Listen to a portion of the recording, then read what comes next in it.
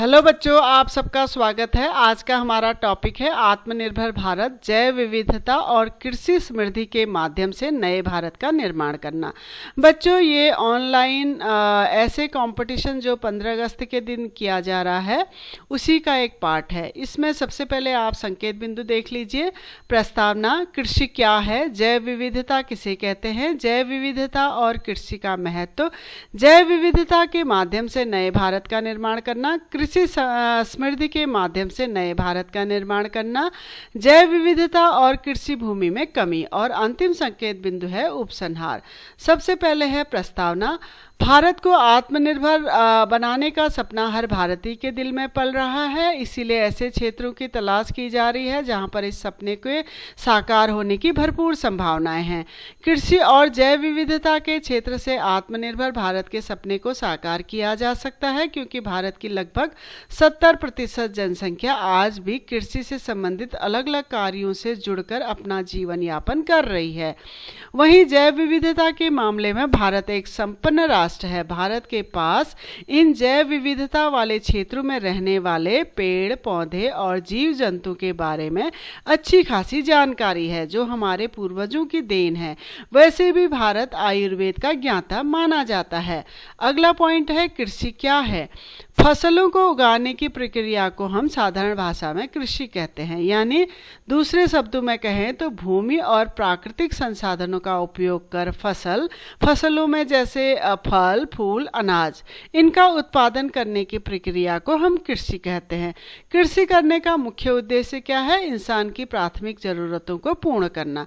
भारत एक कृषि प्रधान देश है। यहाँ की 70% आबादी कृषि कार्यों पर निर्भर करती है, इसीलिए कृषि को भारतीय अर्थव्यवस्था की रीढ़ भी माना जाता है।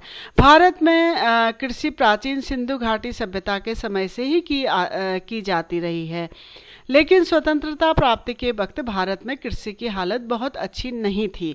पहले भारत में कृषि के लिए पारंपरिक बीजों का प्रयोग किया जाता था, जिसमें सिंचाई की भी ज़रूरत अधिक पड़ती थी और मेहनत भी बहुत ज़्यादा होती थी, लेकिन अनाज का उत्पादन बहुत कम होता था, जो जनसंख्या के हिसाब से पूरा नहीं पड़ता था। इसीलिए भारी मात्रा में दूसरे देशों से खाद्यान्नों को आयात किया जाता था। लेकिन 1960 में भारत के कृषि क्षेत्र में हरित क्रांति के साथ एक नया दौर आया, जिसमें रासायनिक उर्वरकों और कीटनाशकों का प्रयोग किया जाने लगा, जिससे किसानों के घर अनाज से भर गए और जनसंख्या के हिसाब से खाद्यान्नों की भी पूर्ति की जाने लगी।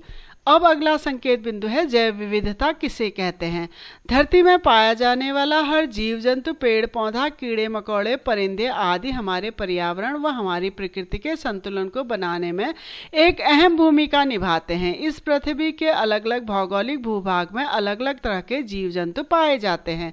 किसी एक विशेष क्षेत्र में रहने वाले अलग अलग प्रजाति के जीव जंतु व वनस्पतियों के समूह को जैव विविधता कहते हैं। ये दुर्लभ प्रजाति के जीव जंतु, पेड़ पौधे न सिर्फ जैव विविधता को दर्शाते हैं, बल्कि हमारे राष्ट्र को भी समृद्ध बनाते हैं। ये हमें सामाजिक, आर्थिक, सांस्कृतिक और आध्यात्मिक रूप से भी संपन्न बनाते हैं। अगला पॉइंट है जैव विविधता और कृषि का महत्व। जैव विविधता हमारे पर्यावरण को संतुलित रखने के लिए आवश्यक है, और प्रकृति में उगने वाला हर एक पौधा या हर एक जीव जंतु हमारी खाद्य श्रृंखला को मजबूत करता है और हमारे पारिस्थितिकी तंत्र को और भी सुदृढ़ बनाने का काम करता है। इसीलिए संतुलित और सुदृढ़ पर्यावरण के लिए जैव विविधता महत्वपूर्ण है, और ये सभी मिलकर मनुष्य की मूलभूत आवश्यकताओं को भी पूर्ण करते हैं और इस धरती को हरा भरा और स्वस्थ, सुंदर इंसानों के रहने के लिए बनाते हैं। दूसरी ओर कृषि भारतीय अर्थव्यवस्था की मेरुदंड है। एक ओर जहां कृषि क्षेत्र भारत के लोगों के लिए एक सबसे बड़ा रोजगार देने वाला क्षेत्र है, वहीं दूसरी ओर यह देश के सकल घरेलू उत्पाद यानी जीडीपी को बढ़ाने में भी महत्वपूर्ण भूमिका निभाता है। अगला पॉइंट है कृषि समृद्धि के माध्यम से नए भारत का निर्माण। भारत में कृषि क्षेत्र से अपार संभावनाएं हैं, जो भारत को आत्मनिर्भर भारत बनाने में सहायक हो सकते हैं। कृषि वैसे भी हमारी राष्ट्रीय आय का बहुत बड़ा स्रोत है। हम जिन खाद्य वस्तुओं का आयात दूसरे देशों से करते हैं, अगर हम उन खाद्य पदार्थों को अपने देश में ही उगाना शुरू कर दें तो हमारी मुद्रा विदेशों में जाने से बच जाएगी। साथ में हमें इन वस्तुओं के लिए दूसरों पर निर्भर भी नहीं रहना पड़ेगा। और हम जिन वस्तुओं का निर्यात करते हैं, वैज्ञानिक और आधुनिक तरीकों का इस्तेमाल कर हम उन वस्तुओं की पैदावार को दुगना कर अपनी निर्यात क्षमता को बढ़ा सकते हैं। इससे हम ज़्यादा विदेशी मुद्रा अर्जित कर सकते हैं। हमारी सामाजिक आर्थिक रूप से हमारी तरक्की तो होगी ही, भारत आत्मनिर्भर भारत भी बनने में एक कदम आगे बढ़ाएगा। किसानों की आय अच्छी होगी, उनके आर्थिक हालात सुधरेंगे, अपने देश की मुद्रा देश में रहेगी, हमें विदेशों पर निर्भर बिल्कुल नहीं रहना पड़ेगा। कृषि के माध्यम से न केवल खाद्य पदार्थ उत्पन्न होते हैं, बल्कि कुछ छोटे मोटे जो लघु उद्योग होते हैं उनके लिए कच्चा माल भी उपलब्ध होता है। जैसे फल फूलों पर आधारित उद्योग होते हैं, इसी तरह से चीनी उद्योग, चाय उद्योग, सिगरेट उद्योग, तंबाकू उद्योग, सूती वस्त्र उद्योग, जूट उद्योग आदि, इनके लिए कच्चा माल भी मिलता है। भारत में अनेक वस्तुओं का भी बड़ी मात्रा में विदेशों को निर्यात किया जाता है, जैसे चाय, कपास, तिलहन, मसाले, तंबाकू आदि। इनसे हमें अच्छी खासी विदेशी मुद्रा प्राप्त होती है, जो हमें आर्थिक रूप से सुदृढ़ बनाती है। अब तीसरा है जैव विविधता के माध्यम से नए भारत का निर्माण करना। जैव विविधता हमारे पारिस्थितिकी तंत्र व प्रकृति को तो मजबूत करती ही, साथ में राष्ट्र को भी आर्थिक सुदृढ़ता प्रदान करती है। जैव विविधता के कारण इंसान की मूलभूत आवश्यकताएं पूर्ण होती हैं। किसी क्षेत्र विशेष पर जितनी अधिक प्रजाति के पौधे व जीव जंतु पाए जाते हैं, वह देश उतना ही संपन्न माना जाता है।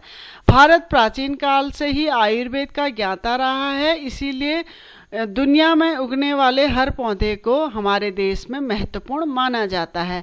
प्रकृति में उगने वाले कुछ दुर्लभ किस्म के पौधे जिनसे औषधियाँ बनती हैं, जो असाध्य से असाध्य रोगों को भी दूर कर देते हैं। सांस्कृतिक और आध्यात्मिक रूप से भी हमारे देश में जैव विविधता का बहुत बड़ा महत्व है। भारत के धर्म संस्कृति में भी पेड़ पौधों व जीव जंतु को बहुत अधिक महत्वपूर्ण माना गया है। हमारे घर आंगन में तुलसी का पौधा लगाया जाता है, जिसे घर घर का वैद्य माना जाता है। दुनिया भर के वैज्ञानिकों व शोधकर्ताओं के लिए जैव विविधता वाले क्षेत्र बहुत ही आकर्षक व लुभावने हैं। वे इन जगहों पर जाकर महत्वपूर्ण शोध करते हैं, जो आगे चलकर मानव कल्याण में काम आते हैं। ये जैव विविधता वाले क्षेत्र हमारा मनोरंजन भी करते हैं। इको टूरिज्म इन्हीं जगहों पर खूब फलता और फूलता है। अगर इसी क्षेत्र में फोकस किया जाए तो भारत की अर्थव्यवस्था को काफ़ी बल मिलेगा और आत्मनिर्भर भारत का सपना भी सच होगा। जैव विविधता और कृषि भूमि में कमी।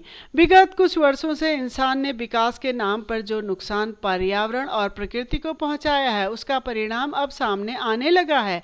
इस धरती के कई सारे जीव जंतु, पेड़ पौधों की प्रजातियां विलुप्त हो गई हैं और कुछ विलुप्त होने के कगार में हैं। जैव विविधता भी अब खतरे में आ गई है। इस धरती पर पाई जाने वाली एक छोटी सी तितली भी जैव विविधता में महत्वपूर्ण भूमिका निभाती है, जब वह अपने पैरों में चिपकाकर एक फूल का परागण दूसरे फूल तक पहुंचा देती है।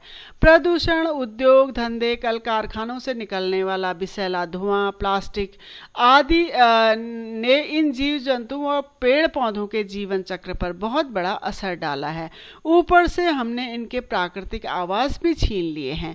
जब से इंसान ने तकनीक और मशीनों पर ज़्यादा भरोसा करना शुरू किया है, तब से उसने प्रकृति के साथ खिलवाड़ किया है, उसे जाने अनजाने में नुकसान पहुंचाया है, जिससे इस धरती पर अनेक बदलाव देखने को मिल रहे हैं। इसी तरह हमने विकास के नाम पर कृषि योग्य भूमि पर बड़े बड़े कंक्रीट के जंगल खड़े कर दिए हैं। खेती योग्य भूमि हर रोज कम होती जा रही है, जिसका सीधा सीधा असर हमारे खाद्यान्नों पर पड़ रहा है। और खाद्यान्नों में कमी होगी तो देश की अर्थव्यवस्था फिर अपने आप ही कमजोर हो जाएगी। अब अंतिम संकेत बिंदु है उपसंहार। हम अकेले इस धरती पर नहीं जी सकते। हमें इस धरती पर जीने के लिए स्वस्थ पर्यावरण, एक मजबूत पारिस्थितिकी तंत्र, शुद्ध हवा, शुद्ध पानी व खाद्यान्नों के साथ साथ और भी कई मूलभूत ज़रूरतों की आवश्यकता होती है। हमारी कुछ ज़रूरतें तो कृषि संबंधी कार्यों से पूर्ण होती हैं और कुछ ज़रूरतों को ये जैव विविधता वाले क्षेत्र स्वयं ही पूरा कर देते हैं, जहां ये हमको जीने के लिए स्वस्थ हवा, पानी और औषधि आदि वस्तुओं को बिना स्वार्थ के ही प्रदान करते हैं। वैसे ही कृषि से हमारे जीने के लिए अन्न, फल, फूल, अनाज आदि जरूरी चीज़ें मिलती हैं। ये दोनों क्षेत्र न सिर्फ हमारा भरण पोषण करते हैं, बल्कि हमें आर्थिक रूप से भी समृद्ध बनाते हैं। अगर हम इन दोनों क्षेत्रों में ईमानदार कोशिश करें तो भारत को आत्मनिर्भर होने से कोई नहीं रोक सकता है, क्योंकि ये दोनों ही क्षेत्र हमारे पास पर्याप्त मात्रा में उपलब्ध हैं। बस आवश्यकता है तो एक ईमानदार कोशिश करने की, पढ़े लिखे लोगों को इस क्षेत्र में आकर इस क्षेत्र को नए आयाम देने की। तो बच्चों, ये था आज का हमारा निबंध। अगर इसी निबंध को आप और डिटेल से देखना चाहते हैं तो हमारी वेबसाइट keepinspiringme.in में विजिट करिए। अगर आपको वीडियो पसंद आया हो तो प्लीज़ चैनल को लाइक करें, सब्सक्राइब करें और बेल आइकन को दबा दें। धन्यवाद।